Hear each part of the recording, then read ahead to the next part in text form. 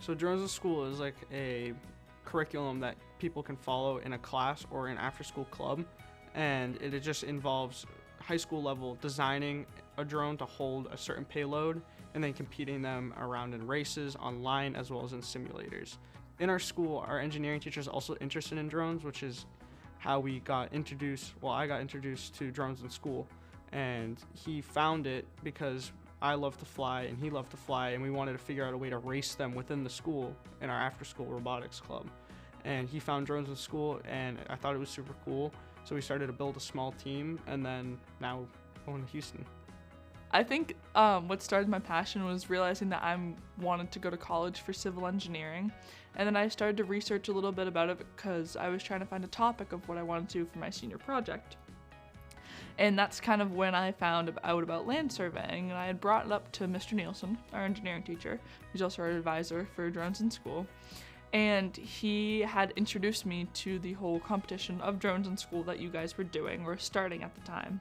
And so that's how I kind of got involved with the whole Drones in School concept. Hope to, with our robotics club, widespread it in our high school and get more kids on the drone team. Right now we only have 4 kids. We're hoping to get more, as well as be able to spread it into the middle school and teach more and more kids how to fly, because it is a growing thing and very common. Kids are going to need to know how to learn.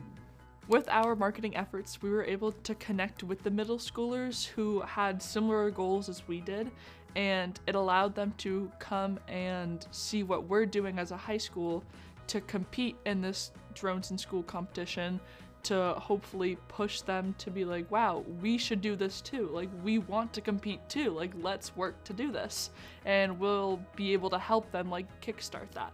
If we continue to influence the middle schoolers with drones, for example, the teachers will definitely pick up the curriculum and how fun and how super fun it is to fly those around and design them and just make them ourselves so that they learn and have fun at the same time.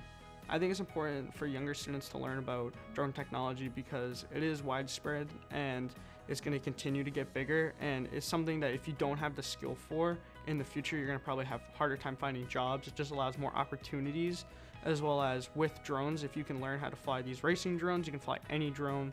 So getting jobs and getting your license would be so much easier for kids, as well as they have the knowledge on how they work and be able to use them.